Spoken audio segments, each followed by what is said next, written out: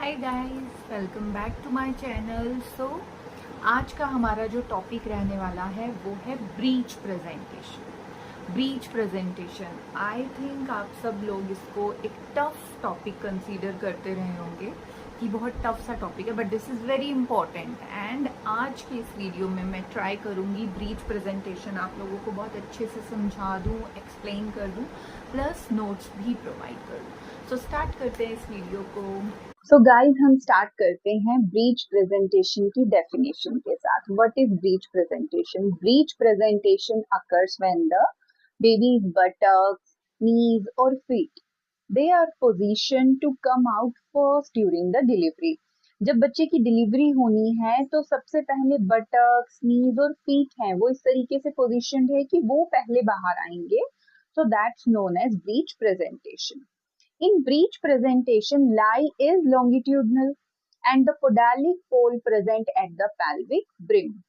इसका मतलब है जो बेबी होता है वो head to toe that is longitudinal position में रहता है ब्रीच प्रेजेंटेशन में।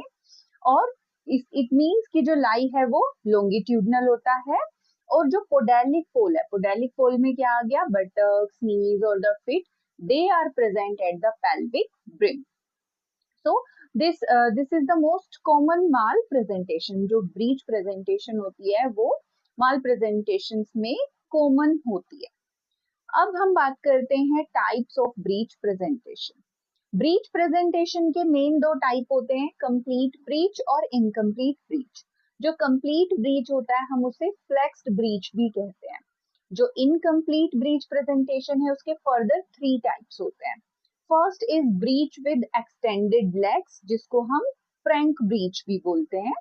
Second is footling presentation and third one is knee presentation. So the first type is complete breach। complete breach को हम flexed breach भी बोलते हैं।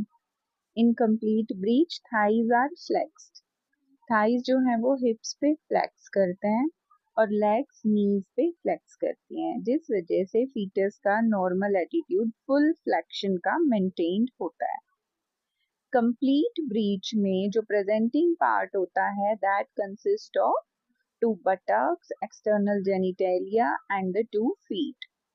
फ्लेक्स ब्रीच प्रेजेंटेशन में जो प्रेजेंटिंग पार्ट होते हैं उनमें 2 बटक्स, एक्सटर्नल जेनिटेलिया और 2 फीट होते हैं। और ये टाइप का ब्रीच प्रेजेंटेशन कॉमनली प्रेजेंट होता है मल्टी पैरिस वुमेन में। सो नेक्स्ट है इनकम्प्लीट ब्रीच। इनकम्प्लीट ब्रीच के जैसा कि मैंने आपको बताया है 3 टाइप्स होते हैं। तो फर्स्ट है breech with extended legs. Breech with extended legs को हम फ्रैंक ब्रीच भी कहते हैं। In this thighs are flexed on the trunk. जो थाइज होंगे वो ट्रंक पे फ्लेक्स होंगे और जो लेग्स हैं वो एक्सटेंड करेंगी नी जॉइंट्स पे।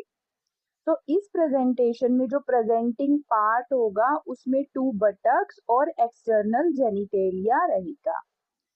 This mall presentation is commonly present in primi gravida women.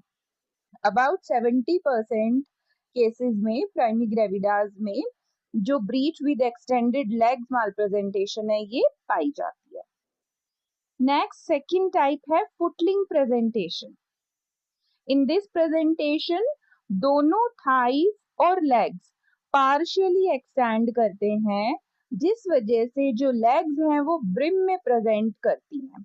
Legs जब ब्रिम की तरफ आएंगी तो 1 या बोथ फीट वो प्रेजेंट रहते हैं सर्विक्स में instead of the buttocks. This is more commonly seen in the preterm deliveries. Preterm deliveries में ज्यादातर फुटलिंग प्रेजेंटेशन देखी जाती है। थर्ड आती है knee presentation. In this type of breech thighs are extended. Knee presentation में thighs extend करते हैं लेकिन नीज फ्लेक्स करते हैं, और जब नी फ्लेक्स करते हैं तो नी नीचे की तरफ आते हैं, ब्रिम में प्रेजेंट हो जाते हैं, जिस वजह से हम इसको नी प्रेजेंटेशन कहते हैं। यहाँ पे आप डायग्राम देख सकते हो 3 टाइप ऑफ माल प्रेजेंटेशन के। फर्स्ट है फ्रैंक ब्रीच, सेकंड वाली कंप्लीट ब्रीच, और थर्ड जो अभी हमने पढ़ी थी फुटलिंग। आता है aetiology of breech presentation. Breech presentation के लिए कौन से फैक्टर हैं जो रिस्पॉन्सिबल होते हैं? ब्रीच प्रेजेंटेशन कोज होने के मैटरनल फैक्टर्स भी रिस्पॉन्सिबल हैं, सम फीटल फैक्टर्स भी हैं और अदर फैक्टर्स भी हैं। तो पहले हम देखेंगे कौन से मैटरनल फैक्टर रिस्पॉन्सिबल हैं ब्रीच प्रेजेंटेशन के लिए। फर्स्ट मैटरनल फैक्टर आता है uterine anomalies. It means abnormal uterine shape. अगर यूट्रस की शेप एबनॉर्मल है, फॉर एग्जाम्पल बाइकोर्नुएट यूट्रस। बाइकोर्नुएट यूट्रस क्या होता है? हार्ट शेप्ड वॉम्ब होगा, हार्ट शेप्ड होगा यूट्रस। तो अगर इस टाइप की शेप होगी तो फीटस को, बेबी को लेस एरिया मिलेगा टर्न होने के लिए। That will offer less room for the baby to turn. और जब एरिया कम मिलेगा बेबी को टर्न होने के लिए, तो that will cause baby to remain in breech or the transverse। Come area है, बेबी टर्न नहीं हो पा रहा है, जिससे वो ब्रीच में ही रह जाएगा, या ट्रांसवर्स में है तो ट्रांसवर्स में ही रह जाएगा। तो फर्स्ट मैटरनल फैक्टर है यूट्राइन एनोमलीज। सेकंड फैक्टर आता है प्लेसेंटा प्रीविया। आई वॉन्ट कि आप साथ के साथ नोट भी करते हुए चलें ताकि आपको प्रॉब्लम ना हो। I am trying in between, छोटा सा मैं आपको ये बता रही हूँ कि आई एम ट्राइंग कि मैं आपको एक्सप्लेनेशन के साथ साथ रिटन नोट्स भी प्रोवाइड करवा पाऊँ और इजी फॉर्म में हो वो, ताकि आप उन्हें लर्न कर पाओ और इजीली समझ पाओ। Okay, so let's continue. Next maternal factor है हमारा प्लेसेंटा प्रीविया। प्लेसेंटा प्रीविया में क्या होता है? जो प्लेसेंटा है वो समटाइम्स यूट्रस के लोअर यूट्राइन सेगमेंट को ऑक्यूपाई कर लेती है। तो अगर प्लेसेंटा, जो कि आइडियली लोअर यूट्राइन सेगमेंट पे ऑक्यूपाई नहीं करती, अगर वो ऑक्यूपाई कर रही है लोअर यूट्राइन सेगमेंट को, तो उस कंडीशन को हम प्लेसेंटा प्रीविया कहते हैं। तो जो प्लेसेंटा नीचे की तरफ आके अपना स्पेस ले ले रही है, तो वो बेबी के हेड को इंगेज होने से ब्लॉक कर देती है, बेबी का हेड इंगेज नहीं हो पाता है। तो placenta previa is the second factor which is responsible for breech presentation. Third इसमें आता है पेल्विक एबनॉर्मैलिटीज। सर्टेन पेल्विक एबनॉर्मैलिटीज होती हैं, जैसे कि कॉन्ट्रैक्टेड पेल्विस का होना। अगर कॉन्ट्रैक्टेड पेल्विस है, कॉन्ट्रैक्टेड पेल्विस आप लोगों को पता होगा, पेल्विस का नॉर्मल साइज शेप ना होके कॉन्ट्रैक्टेड होना, उसका डायमीटर कुछ डायमीटर कम होता है, जिस वजह से वो कॉन्ट्रैक्टेड होता है। तो वो एडिक्वेट साइज का नहीं होगा, और जब वो एडिक्वेट साइज का नहीं होगा तो वो cephalic engagement of fetal head नहीं होने देगा। फीटस का जो हेड है उसको वो इंगेज होने से प्रिवेंट करेगा, जिस वजह से ब्रीच प्रेजेंटेशन हो सकती है। नेक्स्ट आता है एमनियोटिक फ्लूइड इम्बैलेंस। जो एमनियोटिक फ्लूइड है, अगर वो बहुत कम है या वो बहुत टू मच है, दोनों ही कंडीशन में वो फीटल की मूवमेंट को अफेक्ट करता है, और फीटल मूवमेंट अफेक्ट होने की वजह से ब्रीच प्रेजेंटेशन हो जाती है। सो मैटरनल फैक्टर्स थे। मैटरनल फैक्टर्स के बाद सेकंड आता है फीटल फैक्टर्स। पहला फीटल फैक्टर जो रिस्पॉन्सिबल है ब्रीच प्रेजेंटेशन के लिए वो है प्री मेच्योरिटी। जो प्री मेच्योरिटी है, फीटस का प्री मेच्योर होना, वो भी ब्रीच प्रेजेंटेशन कोज कर सकता है, क्योंकि प्री मेच्योरिटी है फीटस की, मीन्स फीटस का जो साइज है वो स्मॉल है। जब स्मॉल साइज फीटस होता है वो ज्यादा मोबाइल होता है, और वो हेड अच्छे से डाउनवर्ड टर्न नहीं हो पाता है पेल्विस में, जिस वजह से ब्रीच में ही सर्विक्स के पास जो फीटस के बटक्स हैं वो रह जाते हैं, तो वो ब्रीच प्रेजेंटेशन में ही रह जाता है। नेक्स्ट है मल्टीपल जेस्टेशन। अगर ट्विन्स फीटस हैं या ट्रिपलेट फीटस हैं तो वो पोजीशनिंग को अफेक्ट करते हैं, स्पेस कम हो जाएगा तो ब्रीच प्रेजेंटेशन के चांसेस बढ़ जाते हैं। Next is congenital anomalies. अगर फीटस को हाइड्रोसिफेलिस है, मींस उसका हेड साइज एनलार्ज्ड है, तो फीटल की मूवमेंट अफेक्ट हो जाएगी और ब्रीच प्रेजेंटेशन हो सकती है। फीटल फैक्टर्स के बाद आते हैं अदर फैक्टर्स। अदर फैक्टर्स में फर्स्ट होता है कोड इश्यूज। अगर अम्बिलिकल कोड बहुत शॉर्ट है या बहुत लॉन्ग होने की वजह से एंटेंगल्ड है, उलझी हुई है, तो वो मूवमेंट को लिमिट कर देगी, जिससे ब्रीच प्रेजेंटेशन हो सकती है। And then abnormal fetal movements. Abnormal fetal movements का मतलब है या तो एक्सेसिव मूवमेंट्स का होना या रिड्यूस्ड मूवमेंट का होना। फीटस या तो बहुत ज्यादा मूव करता है या समटाइम बहुत कम मूव करता है, जिस वजह से उसकी प्रॉपर पोजीशनिंग नहीं हो पाती, सिफेलिक प्रेजेंटेशन नहीं ले पाता, हेड लीड नहीं कर पाता, और as a result breech presentation में ही फीटस रह जाता है। नेक्स्ट आता है diagnostic evaluation. Diagnostic evaluation means अब ब्रीच प्रेजेंटेशन है तो हम उसको कैसे इवैल्यूएट करेंगे। तो जब मदर का एब्डोमिनल पाल्पेशन किया जाएगा, हम लियोपोल्ड मैनुअर की हेल्प से एब्डोमिनल पाल्पेशन करके हम ब्रीच प्रेजेंटेशन को असेस कर सकते हैं। बिकॉज जब हम एब्डोमिनल पाल्पेशन का प्रोसीजर करते हैं पेशेंट पे, तो हमें प्रेजेंटेशन का पता चल जाता है, तो लियोपोल्ड मैनुअर्स के थ्रू हम ब्रीच प्रेजेंटेशन डायग्नोस कर सकते हैं। देन नेक्स्ट है यूएसजी करना। अल्ट्रासोनोग्राफी जो है वो एक गोल्ड स्टैंडर्ड है, जिससे कि फीटस की प्रेजेंटेशन 100% कंफर्म हो जाती है।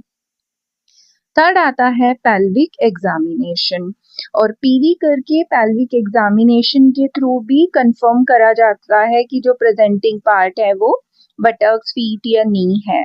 तो ये डायग्नोस्टिक इवैल्यूएशन के लिए 3 चीजें यूज करी जाती हैं। नेक्स्ट आता है mechanism of labour in breach presentation. In breech presentation, baby's buttocks or feet, they come first instead of the head. जैसा कि हमें पता है ब्रीच प्रेजेंटेशन में बेबी के फीट या बटक्स वो फर्स्ट आते हैं instead of the head.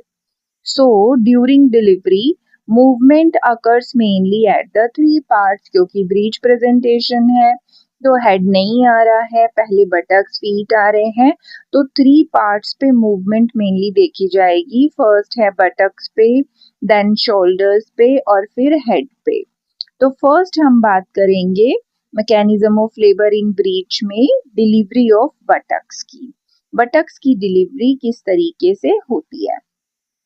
So first इसमें आता है इंगेजमेंट।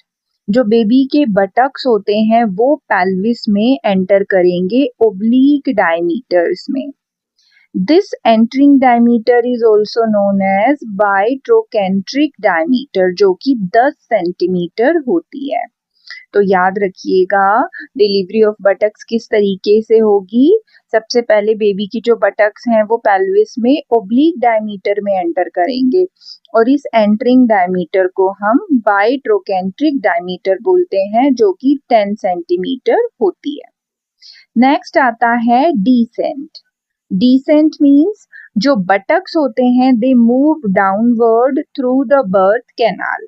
डिसेंट आपको पता है फीटस का जो फीटस होता है वो स्लोली स्लोली डिसेंट जो है throughout the labour take place करता है। फीटस धीरे धीरे मूव नीचे करता रहता है, तो जो बटक्स आ रहे हैं पहले, इसलिए बटक्स डाउनवर्ड मूव करते रहते हैं स्लोली स्लोली बर्थ कैनाल के थ्रू।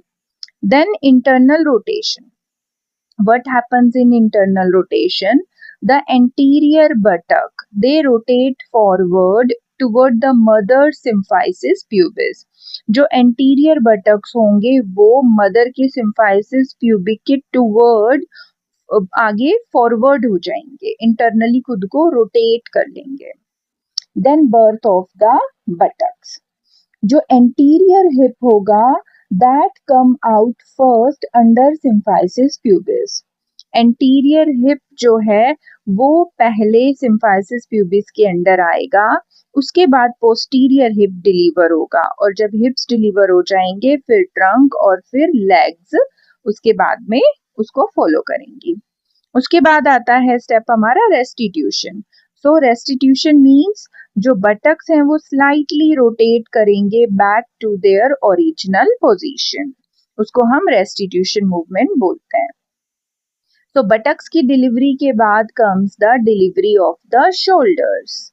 शोल्डर्स की डिलीवरी में भी हम सारे ही स्टेप्स देखेंगे। सबसे पहले एंगेजमेंट होगी, तो जो शोल्डर है वो पेल्विस के अंदर सेम जैसे बटक्स ने जिस डायमीटर में एंटर किया था, ये भी ओब्लिक डायमीटर में ही एंटर करेंगे।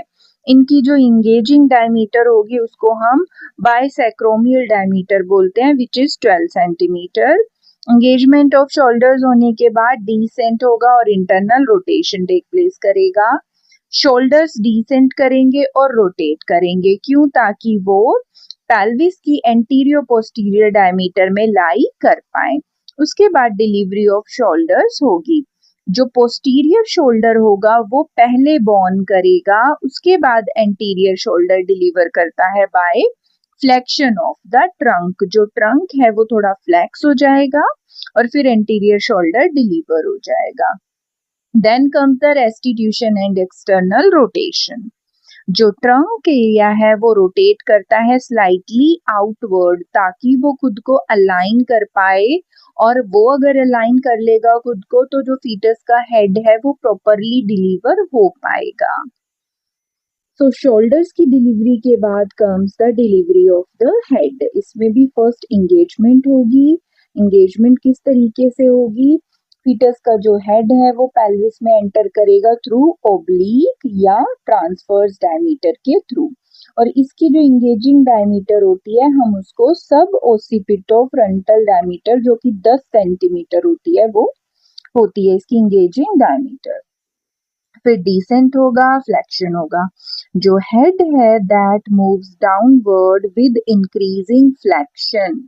जितना अच्छे से फ्लेक्शन होगा हेड में उतना अच्छे से वो डिलीवर हो पाता है और डाउनवर्ड मूव कर पाता है। तो जो फीटस का हेड है वो डाउनवर्ड मूव करने के लिए बहुत अच्छे से फ्लैक्स हो जाता है। फ्लैक्स होने का मतलब है जो फीटस की चिन है वो चेस्ट को टच करती है। आप अपनी चिन को चेस्ट पे टच करके देखिए। जब आप अपनी चिन को चेस्ट पे टच करें मीन्स आपका हेड फुली फ्लैक्स हो रहा है। तो इसी तरीके से जो फीटस है उसका हेड अच्छे से फ्लैक्स हो जाता है। Then comes the internal rotation.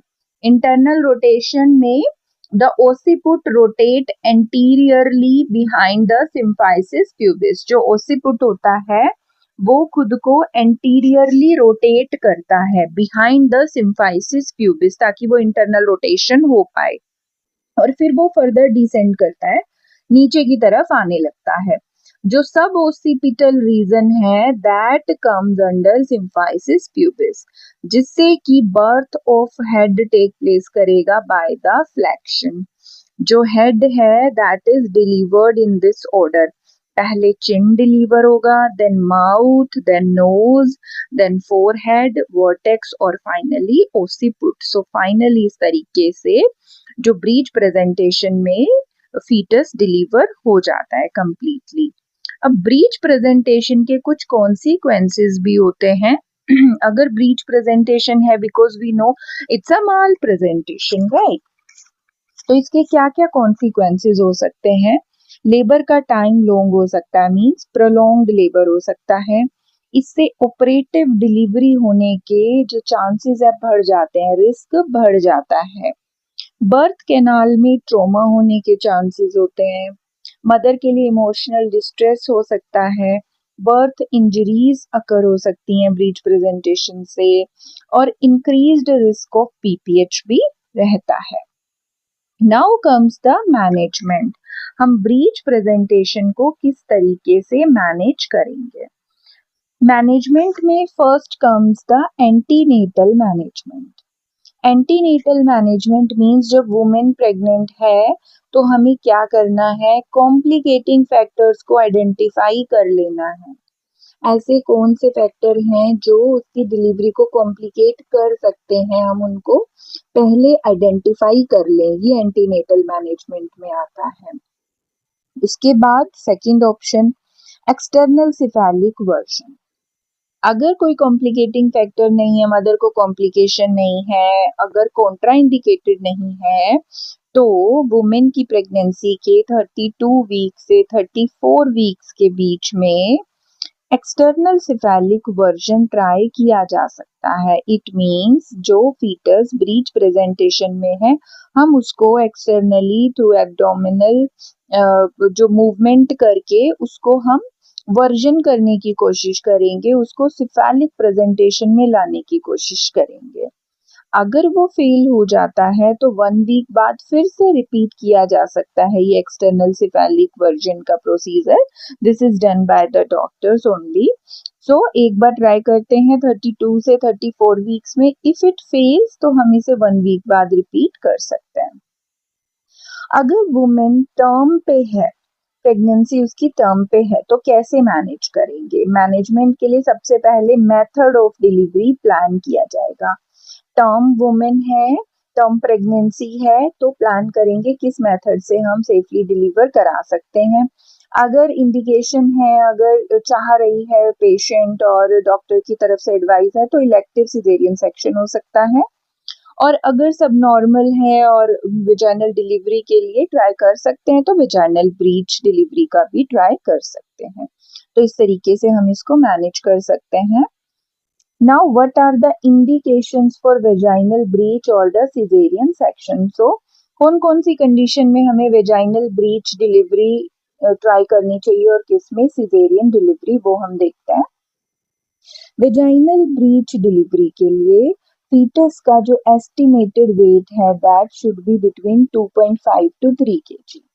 Cervix soft होना चाहिए, फुली इफेस्ड होना चाहिए. इफेजमेंट मतलब सॉफ्टनिंग ऑफ द सर्विक्स. जैसे जैसे सर्विक्स डायलेट होता है वो इफेस्ड भी होता चला जाता है. तो सर्विक्स सॉफ्ट और इफेज होना चाहिए. एडिक्वेट मैटरनल पेल्विस होना चाहिए. कॉन्ट्रैक्टेड पेल्विस नहीं होना चाहिए.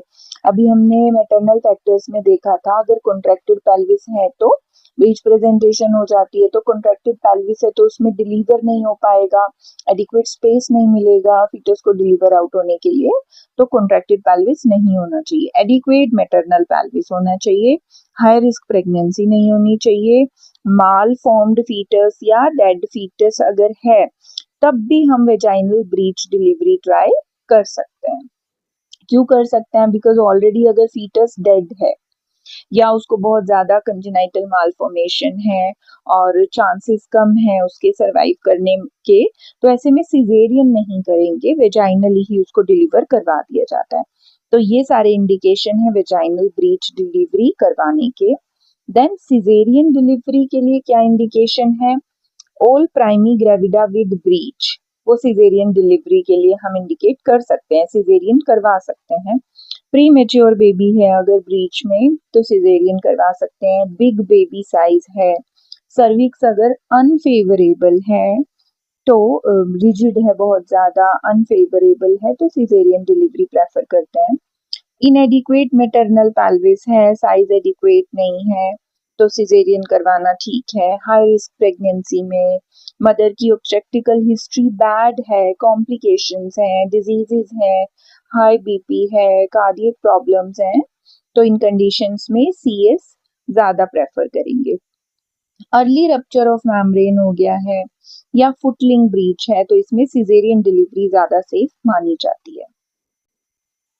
Now, what is the management done during first stage of the labor? Mother first stage of labour में है तो हम उसको कैसे मैनेज करेंगे?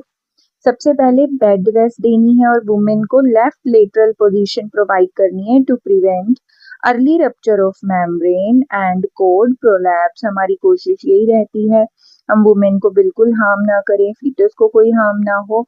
तो वुमेन को फर्स्ट स्टेज ऑफ लेबर में बेड रेस्ट दी जाएगी, लेफ्ट लेटरल पोजीशन दी जाएगी ताकि अर्ली रप्चर ऑफ मेम्ब्रेन को हम रोक पाए और कोड को प्रोलैप्स होने से भी रोक पाए. अगर वुमेन की प्रोग्रेस लेबर की नॉर्मल चल रही है तो लिक्विड डाइट दी जा सकती है. अगर डिले प्रोग्रेस चल रही है और हमारा LSCS करने का प्लान है तो पेशेंट को NPO रखा जाएगा. वुमेन को एडिक्वेट पेरेंटल न्यूट्रिशन प्रोवाइड किया जाएगा. Vaginal examination should be performed only when the membrane ruptures to exclude the cord prolapse. PV तभी किया जाए जब वुमेन का जो मेम्ब्रेन है वो रप्चर हो चुका है और मेम्ब्रेन रप्चर हो गया तो कोड प्रोलैप्स को हम एक्सक्लूड कर सकते हैं, तो उस टाइम पे वेजाइनल एग्जामिनेशन करना चाहिए। एडिक्वेट सिडेशन एंड एनाल्जेसिया ये हम यूज कर सकते हैं to prevent premature bear down. Sometimes women premature bear down करने लगती है, टाइम से पहले बियर डाउन पुश करने लगती है, सो हम उस चीज को प्रिवेंट करने के लिए या बियर डाउन के जो रिफ्लेक्स आ रहे हैं उसको रोकने के लिए हम वुमेन को जो नीडेड सिडेशन और एनाल्जेसिक है वो प्रोवाइड कर सकते हैं। So after first stage of labor comes the second stage of labor. During second stage of labor कैसे मैनेज किया जाएगा? 3 types of vaginal breach deliveries perform करी जाती हैं। फर्स्ट होती है स्पॉन्टेनियस ब्रीच डिलीवरी, फिर आती है assisted breech delivery and third is breech extraction. So second stage of labour को हम मैनेज जब करते हैं तो 3 type of vaginal breech delivery हो सकती है। पहली होती है spontaneous breech delivery. Spontaneous breech delivery में एक्सपल्शन ऑफ फीटस अकर होता है with very little assistance other than support of the fetus. बहुत कम असिस्टेंस के साथ हम स्पॉन्टेनियसली फीटस एक्सपेल आउट हो जाता है। This method should not be encouraged. Okay, that is spontaneous breech delivery. बहुत कम असिस्टेंस के साथ सिर्फ थोड़ा बहुत सपोर्ट फीटस को दिया जाए और उसके एक्सपेल आउट होने का अगर हम वेट करें, सो ये मेथड एनकरेज नहीं होना चाहिए और ये परफॉर्म भी कम किया जाता है। उसके बाद आता है assisted breech delivery. Assisted breech delivery में delivery of fetus is done by assistant. Starting से लेके एंड तक जब तक फीटस डिलीवर ना हो जाए असिस्टेंस की हेल्प लेते हैं हम, that is the assisted breech delivery. इसमें क्या होगा? The patient's buttocks are brought to the edge of the table and legs on lithotomy position. She is catheterized by sterile plastic catheter. Women को edge of the table पे लाके उसके buttocks को toward edge of the table किनारे तक लेके आएंगे ताकि हम उसे प्रॉपरली लिथोटमी पोजीशन दे सकें। देन उसे स्टेराइल प्लास्टिक कैथेटर से कैथेटराइज करेंगे। Next point, liberal mediolateral episiotomy is done at crowning of the buttocks under 1% xylocaine analgesia। आपको पता ही है एपिजियोटमी दी जाती है और एपिजियोटमी हम तब देते हैं जब just before the crowning.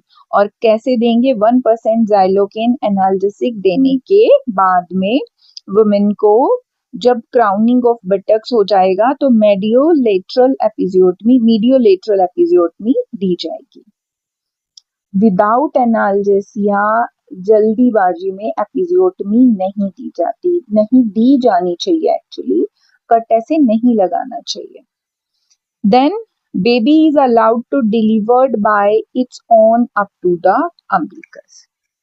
Analgesia दिया, देन एपिजियोटमी दी, देन बेबी को अलाउ करेंगे कि वो अपने आप अम्बिलिकस तक डिलीवर हो जाए। Subsequently, the shoulder is crowned on contraction and released posterior arm followed by anterior arm। और धीरे धीरे क्या होगा? जो शोल्डर है वो क्राउन करेगा, बटक्स के बाद शोल्डर क्राउन करेंगे जब कॉन्ट्रैक्शन वुमेन को आएंगे तब। और पहले पोस्टीरियर आर्म रिलीज हो जाएगा और फिर एंटीरियर आर्म रिलीज हो जाएगा। थर्ड जो टाइप था उसमें था breach extraction. Breech extraction, when part or the entire body of the fetus is extracted by the obstetrician, हम उसको ब्रीच एक्सट्रैक्शन कहते हैं जब फीटस का कोई एक बॉडी पार्ट या पूरी बॉडी को ही एक्सट्रैक्ट आउट किया जाता है ऑब्स्टेट्रिशियन के द्वारा, तो हम उसे ब्रीच एक्सट्रैक्शन कहते हैं। ये रेयरली किया जाता है इन दिनों में because it produces trauma to the fetus and the mother. ऐसा करने से ट्रॉमा हो सकता है फीटस और मदर को। So as spontaneous vaginal breech delivery method is not much preferred, so let's see in detail about assisted breech delivery. सो जो safe रहा वो कौन सा मेथड रहा, असिस्टेड ब्रीच डिलीवरी, उसी को ही परफॉर्म करते हैं अगर LACS नहीं करना है तो। So what happens in assisted breech delivery? Breach delivery should be conducted by skilled obstetrician, हमेशा एक्सपीरियंस्ड ऑब्स्टेट्रिशियन होना चाहिए ब्रीच डिलीवरी कंडक्ट कराने के लिए। Following are to be kept ready beforehand in addition to those required for conduction of normal labor. हमें कुछ चीज़ों को बिल्कुल रेडी करके रखना है डिलीवरी कंडक्ट कराने से पहले, जैसे एनेस्थेटिस्ट, एक असिस्टेंट होना चाहिए जो फंडस को पुश डाउन कराने में हेल्प करे, a pair of obstetric forceps होने चाहिए बिकॉज आफ्टर कमिंग हेड जो होगा उसके लिए वो यूज होगा अगर जरूरत पड़े तो, और इंस्ट्रूमेंट्स होने चाहिए, suturing material, resuscitation of baby के लिए जो भी नेसेसरी थिंग्स हैं that should be ready, neonatologist होना चाहिए, और जो नॉर्मल डिलीवरी में बाकी सारी चीजें हैं वो सब तो होनी चाहिए, उनके साथ ये सब चीजें नीडेड रहती हैं। नाउ कंडक्शन ऑफ डिलीवरी के जो ब्रीच कंडक्शन ऑफ डिलीवरी उसके क्या प्रिंसिपल हैं? नेवर टू रश, कभी भी जल्दबाजी नहीं करनी है, never to rush. Second principle says never pull from below but push from above. अगर फीटस का कुछ पार्ट आउट हो गया तो उसे नीचे से नहीं खींचना है, अबव से पुश करना है। So never pull from below but push from above. It is expected that good uterine contractions and maternal expulsive forces will maintain the flexion of fetal head and result in decent and safe delivery. ऐसा expect किया जाता है अगर uterine contraction अच्छे से आ रहे हैं, mother को एक्सपल्सिव फोर्सेस भी अच्छे से लग पा रहे हैं, तो उस वजह से फीटस का जो हेड है वो अच्छे से फ्लेक्स्ड रहेगा और सही से डिसेंट हो पाएगा और सेफ डिलीवरी हो पाएगी। तो इसके क्या क्या स्टेप हैं? First step, patient is brought to the table when anterior buttock and fetal anus are visible, then lithotomy position is given. Mother को टेबल पे लेके आएंगे, जब फीटस के एंटीरियर बटक या एनस विजिबल हो रहा है तो लिथोटमी पोजीशन पेशेंट को प्रोवाइड करी जाएगी। उसके बाद एंटीसेप्टिक क्लीनिंग डन की जाएगी, ब्लैडर को कैथेटराइज करके ब्लैडर एम्प्टी कर देंगे। Pudendal block is done along with the perineal infiltration if no epidural has been used earlier. अगर मदर को एपिड्यूरल अभी तक नहीं दिया था, इस केस में पुडेंडल ब्लॉक किया जा सकता है, लोकल एनेस्थीसिया देके पुडेंडल ब्लॉक कर सकते हैं ताकि उसको पेन फील ना हो, डिस्कम्फर्ट ना हो। Episiotomy should be made in all cases of primigravida and selected multipara. Because breach presentation है तो एपिजियोटमी सारे ही केसेस में होनी चाहिए, सारी प्राइमिग्रेविडाज में और कुछ सेलेक्टेड मल्टीपैराज में भी होनी चाहिए। बेस्ट टाइम फॉर एपिजियोटमी जो होता है when the perineum is distended, जब ब्रीच की वजह से थिन हो गया है पेरिनियम, डिस्टेंड हो गया है, उस टाइम पे एपिजियोटमी देंगे और इस कंडीशन को हम क्लाइंबिंग द पेरिनियम बोलते हैं। जब पेरिनियम डिस्टेंडेड और थिन हो जाता है ब्रीच के द्वारा, उस टाइम उसको हम क्लाइंबिंग द पेरिनियम बोलते हैं और उस टाइम पे एपिजियोटमी दी जानी चाहिए।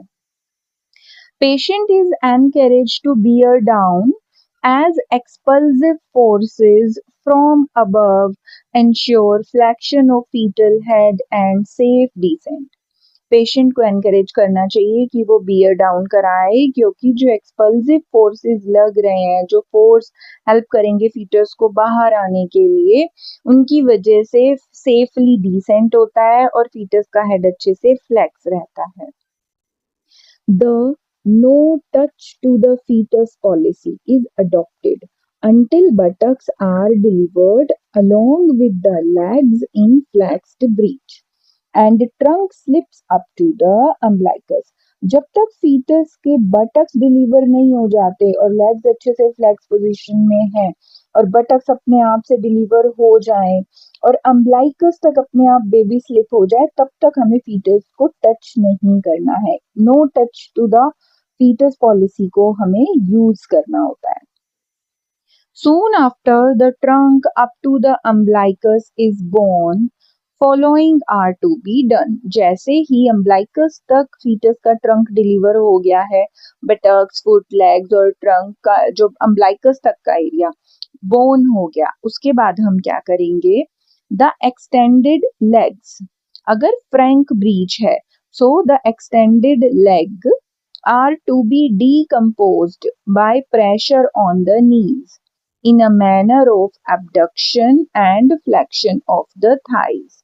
जो extended legs होंगी उनको प्रेशर के द्वारा नीज पे इस तरीके से हम प्रेशर करेंगे कि हमें एक abduction करवाना है, थाइस को फ्लेक्स करते हुए जो बाकी का एरिया है हम उसको डिलीवर आउट कराने की कोशिश करेंगे. The umbilical cord is to be pulled down and to be mobilized to one side of the sacral bay to minimize the compression.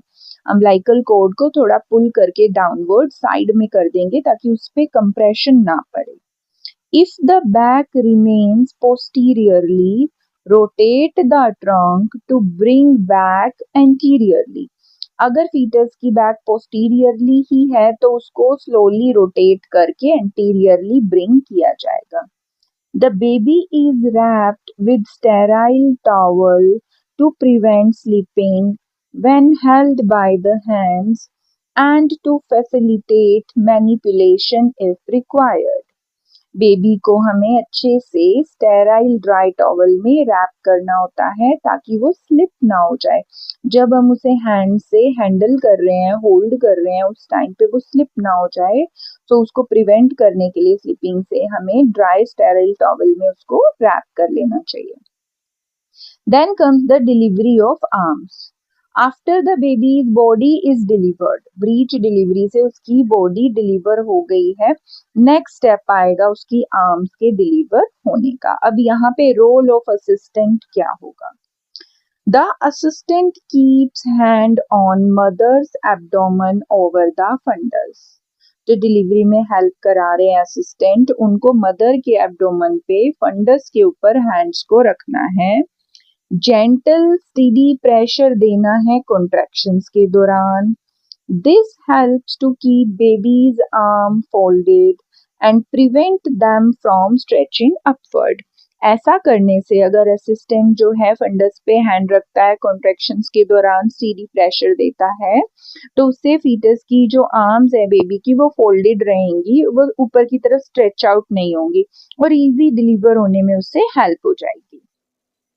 Soon the baby's scapula mean जो shoulder blade है वो visible हो जाएगा जल्दी ही.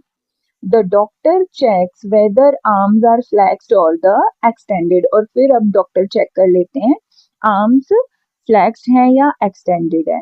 अगर flexed हैं मतलब arms folded हैं चेस्ट की तरफ, और अगर एक्सटेंडेड हैं तो आर्म्स अपवर्ड स्ट्रेच्ड होंगी हेड की तरफ. तो वो डॉक्टर्स चेक कर लेते हैं वेदर आर्म्स आर फ्लेक्स्ड और द एक्सटेंडेड.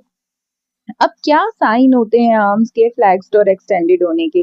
फ्लेक्स्ड आर्म्स में जो स्कैप्यूला है वो पैरेलल रहता है स्पाइन से, और एक्सटेंडेड आर्म्स अगर हैं तो स्कैप्यूला विंग्ड शेप्ड लगता है, पैरेलल नहीं लगता है. Now the arms are delivered one after the another. Delivery is done only when one axilla become visible. Arm deliver पहले फर्स्ट आर्म डिलीवर होगी, फिर सेकंड होगी, और जब एक एक्सिला विजिबल हो जाती है तब वो आर्म्स डिलीवर कराई जाती हैं. The doctor gently hooks a finger over baby's elbow and bring arm down carefully. जो ऑब्स्टेट्रिशियन है वो बहुत आराम से अपनी फिंगर से बेबी के एल्बो को हुक कर लेते हैं, होल्ड कर लेते हैं, और आर्म्स को स्लोली केयरफुली नीचे की तरफ निकाल लेते हैं. Either arm can be delivered first. दोनों में से कोई भी आर्म फर्स्ट डिलीवर हो सकती है. एक आर्म आ जाएगी, फिर दूसरी को भी ऐसे ही बाहर निकाल लिया जाएगा. फिर आता है delivery of after coming head. This is the most crucial stage of the delivery. पूरा फीटस का जो बॉडी है सब डिलीवर हो गया, नाउ बारी आई है हेड की, है ना. सो this is the most crucial stage of delivery.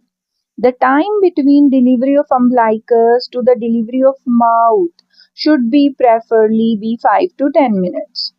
Umbilicus से लेके फीटस के माउथ तक की डिलीवरी में 5 से 10 मिनट तक का हम प्रेफर टाइम लेके चलते हैं. There are various methods of delivery for after coming head. Each one is quite safe and effective in the hands of expert. अगर एक्सपर्ट है, ऑब्स्टेट्रिशियन एक्सपीरियंस है, तो उनके हाथों में पेशेंट सेफ होता है. So following are the common method which are used. After coming of head को डिलीवर कराने के लिए फर्स्ट मेथड है बर्न मार्शल मेथड. इसमें क्या होता है, baby's trunk is allowed to hang by its own for a while. 1 minute तक के टाइम के लिए इस दौरान जो बेबी का ट्रंक है उसको हैंग करने देते हैं अपने आप. When nape of the neck is visible under pubic arch, baby's trunk is gradually lifted up and swing up toward mother's abdomen by holding baby's legs above the ankles, and thus the head is delivered. कुछ seconds तक at least 1 minute तक की ही range में, कभी भी 1 minute से ज्यादा hang नहीं करने देते हैं. सो कुछ सेकेंड्स तक हम बेबी के ट्रंक को अलाउ करेंगे कि वो ऐसे ही हैंग करे ऑन इट्स ऑन. जब बेबी के हेड का जो नेक का नेप है वो विजिबल होगा प्यूबिक आर्च के अंडर, तो बेबी की ट्रंक को स्लोली लिफ्ट अप करेंगे और मदर के एब्डोमेन की तरफ उसे स्विंग अप करके होल्ड करेंगे अच्छे से. और कैसे होल्ड करेंगे, बेबी की एंकल और एंकल्स की अबव हम उसकी लेग्स को होल्ड करते हुए हेड को डिलीवर करा देते हैं. Meanwhile, the left hand is used to guard the perineum. Obstetrician अपना लेफ्ट हैंड यूज करते हैं पेरिनियम को सपोर्ट करते हुए ताकि वहां पे ट्रॉमा ना हो, और राइट हैंड से वो फीटस को आउट करवा देते हैं. फीटस का जो हेड है उसको आउट करा देते हैं. सो सेकंड इसमें मेथड, फर्स्ट था हमारा बर्न मार्शल मेथड, सेकंड आता है forceps delivery. Forceps can be used as a routine and considered as best method if there is a skilled person. पहले भी बात हुई है, स्किल्ड ऑब्स्टेट्रिशियन होना चाहिए. सो अगर स्किल्ड पर्सन है तो फोर्सेप यूज करा के भी डिलीवरी कराई जा सकती है. बेबी को लिफ्ट अप करते हैं, बेबी के जो एंकल्स होते हैं उनको असिस्टेंस करते हुए ग्रैस्प कर लिया जाता है. फोर्सेप अप्लाई करते हैं from below the trunk of baby on baby's head at the level of biparietal diameters. Below की तरफ से, ट्रंक के नीचे की तरफ से फोर्सेप्स को सेफली बेबी के हेड पे अप्लाई किया जाता है और हेड को जेंटली डिलीवर कराया जाता है. और जैसे ही हेड आउट होगा, म्यूकस सकर से माउथ को एस्पिरेट करके जो भी सिक्रीशंस है एक्सेसिव वो निकाल दिए जाएंगे. उसके बाद आता है थर्ड हमारा jaw flexion and shoulder traction. इस मेथड में क्या किया जाएगा, head lying above the pelvic outlet. जो हेड है वो पेल्विक आउटलेट के अबव लाई कर रहा है, पेल्विक आउटलेट से अबव है. Baby is placed on supinated left forearm with limbs hanging on either side. Limbs को hang कराएंगे either sides पे. The middle and index finger of left hand are placed over malar bone on either side. Malar bone क्या होती है, baby की जो cheek bones होती हैं. चीक बोन्स के ऊपर जो इंडेक्स और मिडिल फिंगर है वो प्लेस करी जाएंगी. इससे फीटस के हेड का फ्लेक्शन मेंटेन करने में हेल्प मिलती है. And the ring and little finger of pronated right hand are placed on baby's right shoulder.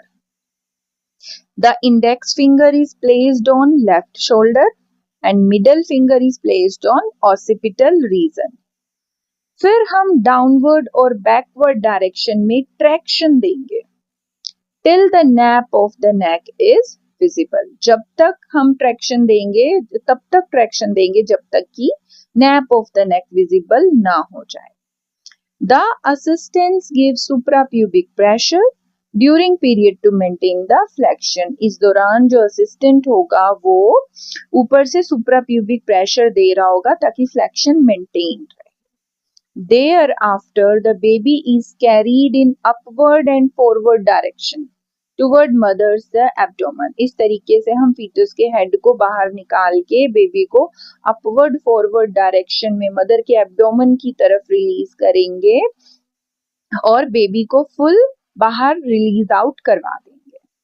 This method should be employed preferably under journal anaesthesia. और ये जो मेथड है इसको एनेस्थीसिया के अंदर, जर्नल एनेस्थीसिया के अंदर अंडर जीए ही परफॉर्म करना चाहिए। सो इस तरीके से कंप्लीट ब्रीच प्रेजेंटेशन के में जो फीटस है उसकी डिलीवरी हो पाती है। So this whole topic completes here. It was all about breech presentation. I hope आपको नीट एंड क्लीन नोट्स मिल गए हैं जो आप नोट डाउन कर सकते हो। अगर आपको कोई डाउट्स होंगे तो आप कमेंट सेक्शन में मुझे कमेंट करके पूछ सकते हैं। If you like my video, please tell me in comment section and stay tuned with me. Stay connected. Thank you so much for watching. Goodbye.